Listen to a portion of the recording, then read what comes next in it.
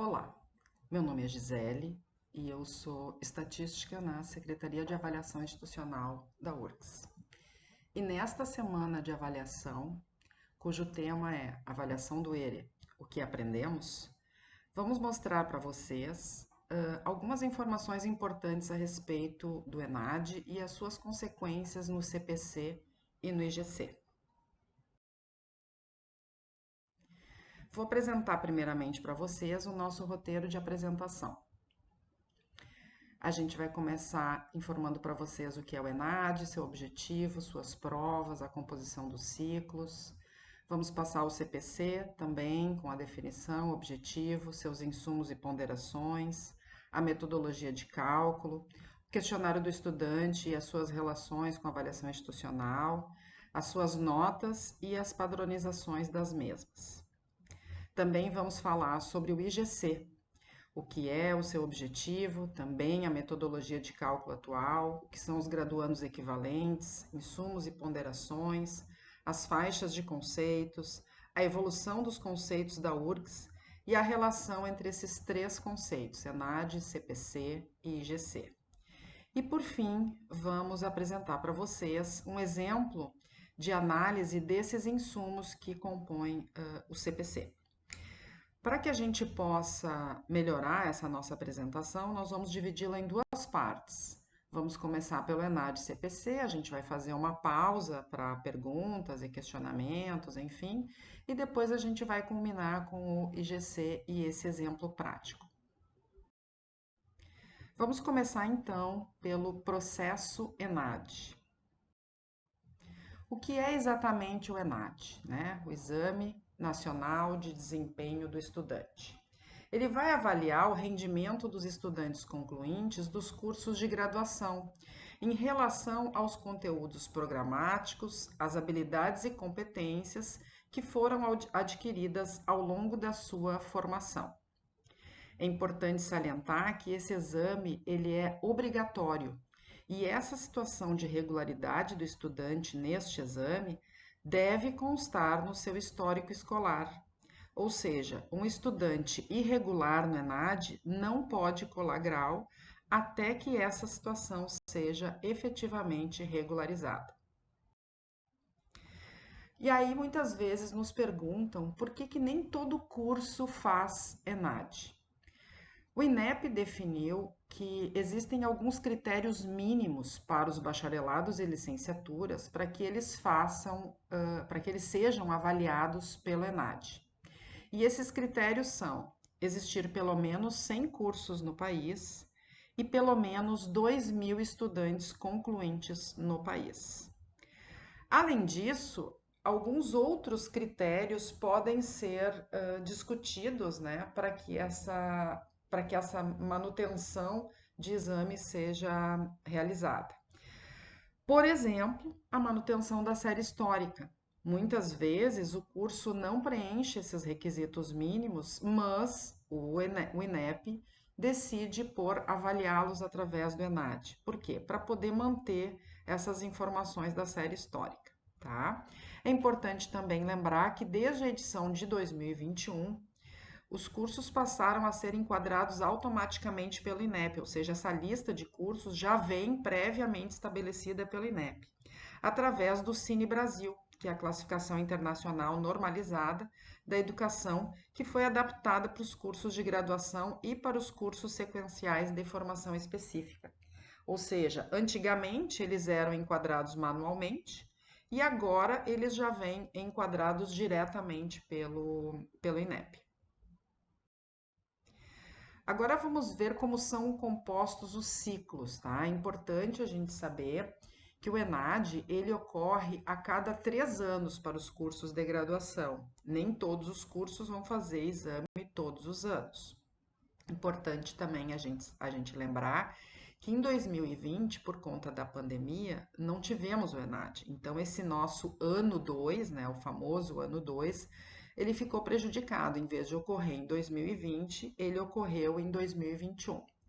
Também é bom salientar que até 2018 havia um tipo de separação desses cursos. Eles costumavam dizer que no ano 1 os cursos das ciências da saúde e agrárias faziam o ENAD, depois no ano 2 eram as ciências exatas e no ano 3 eram as ciências sociais aplicadas e humanas. O que aconteceu? Isso ficava um pouco desbalanceado, principalmente em termos de quantidade de alunos.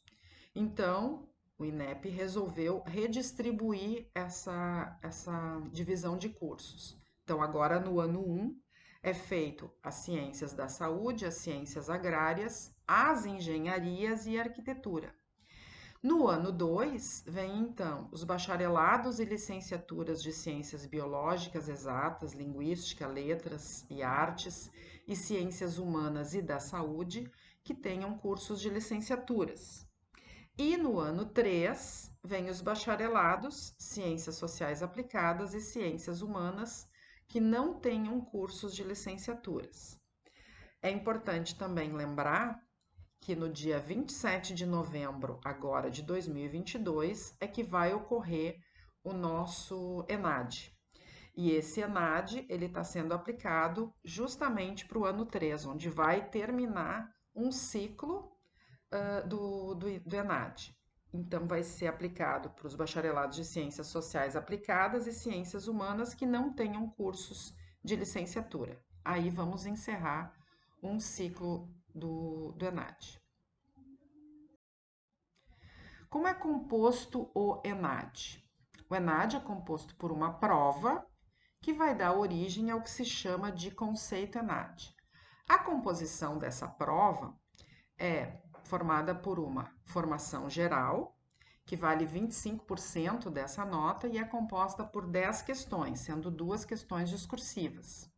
A parte de componente específico, então é específico para cada um dos cursos, a formação geral é igual para todos os cursos, mas o componente específico é para cada um dos cursos que está sendo avaliado. Vale 75% da nota e é formado por 30 questões, sendo 3 questões discursivas. Existe ainda, ao final dessa prova, um questionário de percepção do estudante sobre a prova. É onde o estudante vai ser perguntado sobre o que ele achou efetivamente da prova, se ele achou que estava bem escrita, se não estava confusa, enfim, informações gerais sobre o que ele achou especificamente dessa prova. Também nessa parte do ENAD, só que não só num dia, mas durante praticamente 2 meses, é ofertado para o estudante ele responder o questionário do estudante. Sobre o que fala isso? Né? É um questionário de 68 questões, atualmente são 68 questões, e ele vai ser perguntado sobre, entre outras coisas, sobre a infraestrutura, sobre as oportunidades de ampliação na formação acadêmica e profissional e sobre a organização didático-pedagógica do curso que ele acabou de realizar. Também nesse processo, né, ao final, depois de ter passado essa prova, o coordenador do curso, ele também é convidado a responder o questionário, para que o INEP possa coletar informações que vão caracterizar o perfil tanto dos gestores quanto dos projetos pedagógicos dos cursos. É importante lembrar que a parte obrigatória do ENAD é a prova e o questionário do estudante. Embora o questionário do coordenador não seja obrigatório, ele é extremamente importante para que o INEP tire subsídios importantes para a sua coleta de dados. Vamos ver agora o que é exatamente o CPC, ou o Conceito Preliminar de Curso. Importante dizer que o CPC é um dos indicadores de qualidade da educação superior, junto com o conceito ENAD. O CPC, ele não serve para avaliar um curso independentemente dos outros. Na realidade, o CPC é um conceito que serve para comparar um determinado curso de graduação de uma instituição de ensino superior com esse mesmo curso de outras instituições. Então, ele é chamado uma nota relativa. Resumindo, o CPC vai mostrar se o curso de uma instituição é melhor ou pior do que esse mesmo curso de outras instituições. Mas ele por si só não vai indicar se esse curso em si ele é bom ou ruim. Ele depende dos demais. O conceito preliminar de curso, ele leva em consideração 9 itens, embora no cálculo direto a gente utilize apenas 8. O que acontece? No primeiro momento, a gente tem então uma nota oriunda da instituição, né? Que vem do Censo da Educação Superior, que é a nota das proporções de professores, no mínimo mestres, no mínimo doutores, e ainda a proporção de professores que têm regime parcial ou integral de trabalho. Também tem a prova oriunda do ENAD, onde a gente tem a nota dos concluintes e a nota do IDD, que é a nota do indicador de diferença entre o desempenho observado e esperado, e a nota que vem do questionário do estudante, que é a nota referente à infraestrutura, oportunidades de ampliação da formação acadêmica e profissional, e a nota da organização didático-pedagógica. O que é importante a gente observar? Que essa nota do IDD, ou seja, a nota do indicador de diferença entre os desempenhos observado e esperado, ela depende não só da nota dos concluintes do ENAD, mas também da nota desses mesmos concluintes no Enem, ou seja, a nota que eles tiveram no Enem quando eles entraram na instituição. O que é importante a gente observar? Que essa parte referente ao ENAD e IDD, juntamente com o questionário do estudante, ela influencia diretamente em 70% da nota do CPC. Ou seja, todo esse processo ENAD, que é composto pela prova do ENAD, juntamente com o questionário do estudante, é responsável por 70% da nota do curso. Sobre as notas que são provenientes do CPC. A gente tem, então, as notas dos concluintes no ENAD, que são notas que variam entre 0 e 100, que são as notas possíveis, né, do estudante obter durante o ENAD. Tem também a nota do IDD, né, que é essa diferença entre o desempenho observado e esperado. A gente coloca ali entre menos infinito e mais infinito, porque a gente não tem um mínimo e um máximo, né, e são notas que podem assumir valores negativos. Também tem as notas das proporções dos professores, no mínimo mestres e doutores, e também a proporção de professores com regime de trabalho integral ou parcial. Como são proporções, são notas que variam entre 0 e 1. E as notas que são provenientes do questionário do estudante, que são as notas referentes à organização didático-pedagógica, infraestrutura e instalações e à oportunidade de ampliação na formação acadêmica e profissional, são notas que variam de 1 até 6. Observem que são notas que têm amplitudes completamente distintas. As magnitudes dessas notas são muito diferentes. Eu tenho, ao mesmo tempo, valores que podem assumir valores negativos e positivos muito grandes, muito distantes. Eu tenho valores entre 0 e 100, valores entre 0 e 1. Então, por isso é importante que a gente padronize essas notas. De que forma? Num primeiro momento, né, se calcula a distância em termos de desvio padrão, que se costuma chamar de afastamento padronizado, que é essa nota Z, onde a gente vai usar o valor da nota obtida menos o valor da média de todas as instituições nesse mesmo item, nesse mesmo insumo, dividido pelo desvio padrão. E depois que a gente tiver realizado esse afastamento padronizado, que é uma nota que costuma variar entre menos 2 e 2, talvez um pouquinho mais para menos ou para mais, a gente padroniza essa nota, né? A gente vai então subtrair o valor de afastamento mínimo, dividir pelo mínimo menos pelo máximo menos o mínimo, e por fim, então, esse valor a gente multiplica por 5. Porque daí a gente vai ter uma padronização de notas contínuas entre 0 e 5. Essas notas contínuas entre 0 e 5 é que vão fazer parte da fórmula de cálculo do CPC.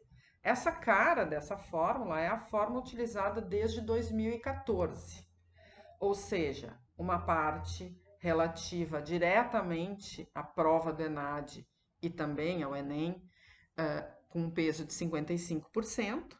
Depois o questionário do estudante, que também tem influência, né, que também é oriundo desse processo ENAD, 15% do valor total da nota, e a nota referente aos professores e regime de trabalho, que é então com peso de 30%.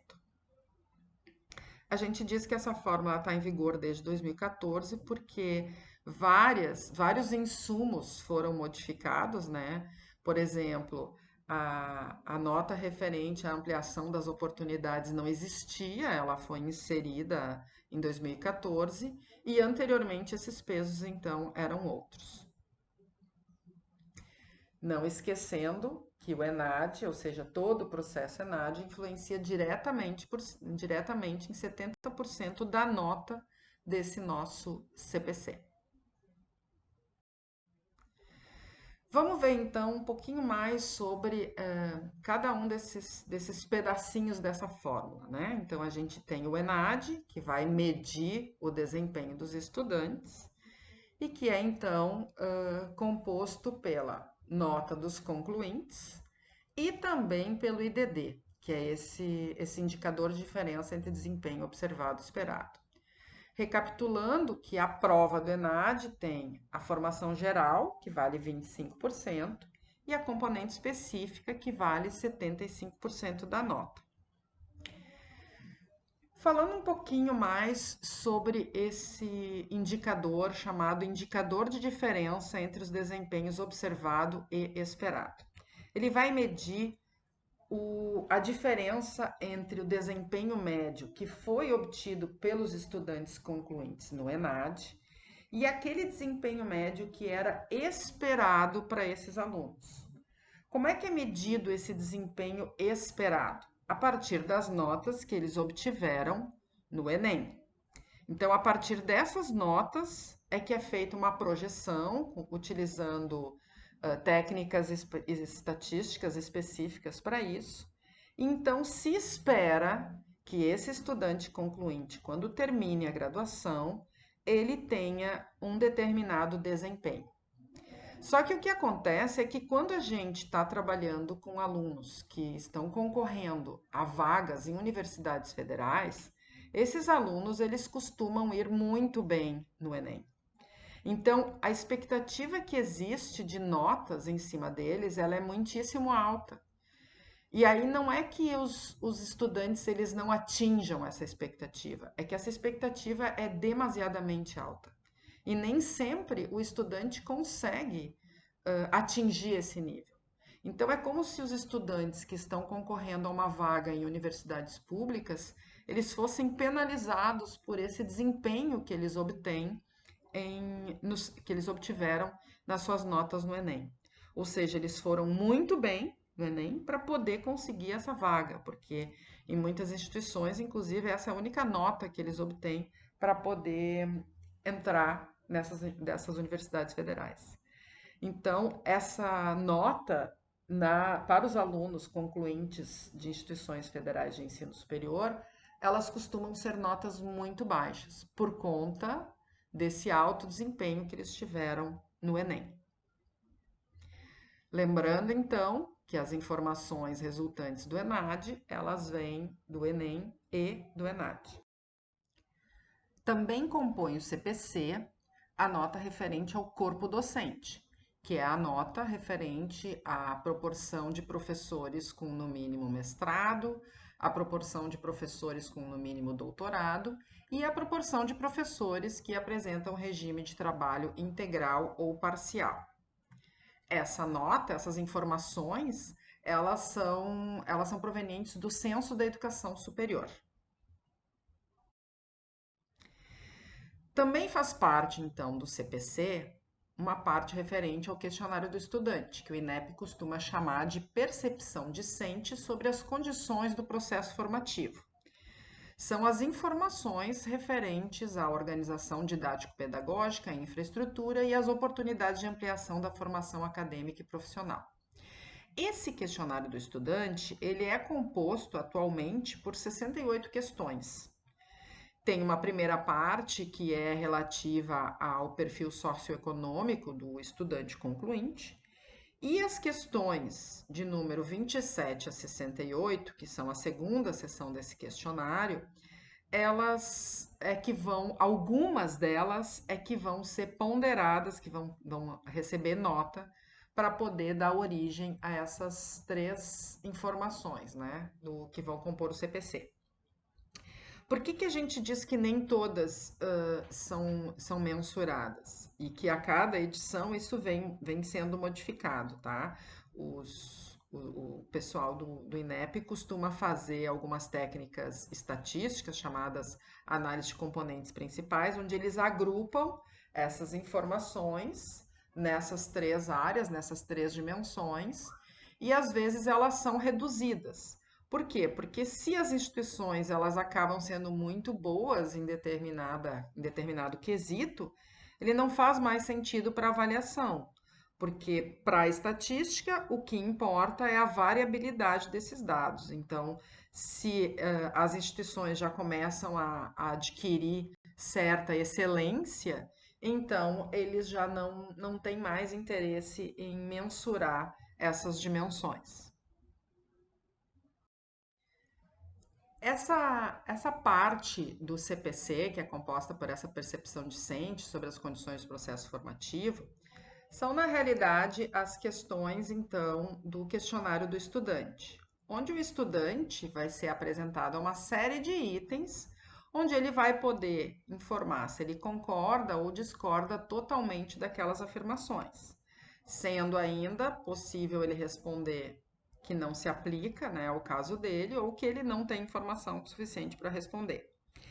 Quando ele responde de discordo totalmente a concordo totalmente, essas questões, essas respostas, elas são pontuadas de 1 até 6. E aí, então, isso vai dar origem às notas para esses itens referentes ao questionário do estudante. A gente pode estabelecer relações de algumas dessas questões que estão lá no questionário do estudante com os nossos instrumentos de avaliação internos, né? Inclusive, eles estão sendo modificados e a partir desse semestre eles já vão apresentar uma carinha nova para vocês. A partir de agora, a gente vai apresentar esse questionário por notas, onde o estudante vai ser convidado a dar uma nota de 0 até 10, tendo também a opção não se aplica. É muito importante que a gente observe essas respostas dos estudantes, porque a partir daí a gente já pode ter diagnósticos e, inclusive, melhorar muitas coisas para que, quando esse estudante chegue lá no questionário do estudante, ele não esteja insatisfeito com as oportunidades e com as infraestruturas e as ofertas dessa graduação para esse aluno. Então, por exemplo, né, a gente tem lá as notas referentes à organização didático-pedagógica, à infraestrutura e às oportunidades de ampliação da formação acadêmica e profissional. Tudo isso é o que vem do questionário do estudante. Como a gente pode, então, estabelecer essa relação? Lá no questionário do estudante, que em 2019 tinha 22 questões relacionadas à organização didático-pedagógica. Mas, por exemplo, lá no questionário tinha os conteúdos abordados nas disciplinas do curso favoreceram sua atuação em estágios ou em atividade de iniciação profissional. E ainda o curso favoreceu a articulação do conhecimento teórico com atividades práticas. No nosso instrumento de avaliação do docente pelo discente, existe a questão relacionada à integração dos conteúdos com a prática profissional. Também lá no questionário do estudante existe a pergunta sobre as relações professor-aluno ao longo do curso estimularam você a estudar e aprender.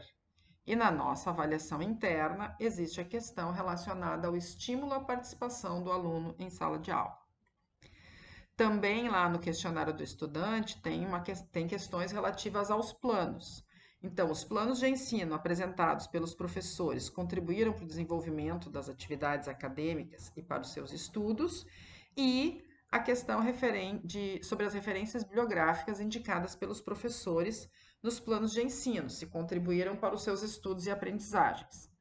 E aqui, na nossa avaliação interna, existe a parte relacionada ao cumprimento do plano de ensino. Com relação à infraestrutura, que em 2019 eram 9 questões que davam subsídio a essa informação, no questionário do estudante a gente tinha sobre a biblioteca, se a biblioteca dispôs das referências bibliográficas que os estudantes necessitaram. Essas informações podem ser linkadas com a avaliação da infraestrutura na URGS, onde existe um item inteiro sobre a biblioteca e, inclusive, sobre o seu acervo físico e digital. E também sobre a infraestrutura, é questionado aos estudantes se os professores utilizaram tecnologias da informação e comunicação como estratégia no ensino. E aqui na nossa avaliação do docente pelo discente, é perguntado para ele se as estratégias adotadas facilitaram o aprendizado em sala de aula. No questionário do estudante, ainda é perguntado sobre as condições de infraestrutura das salas de aula, se elas eram adequadas.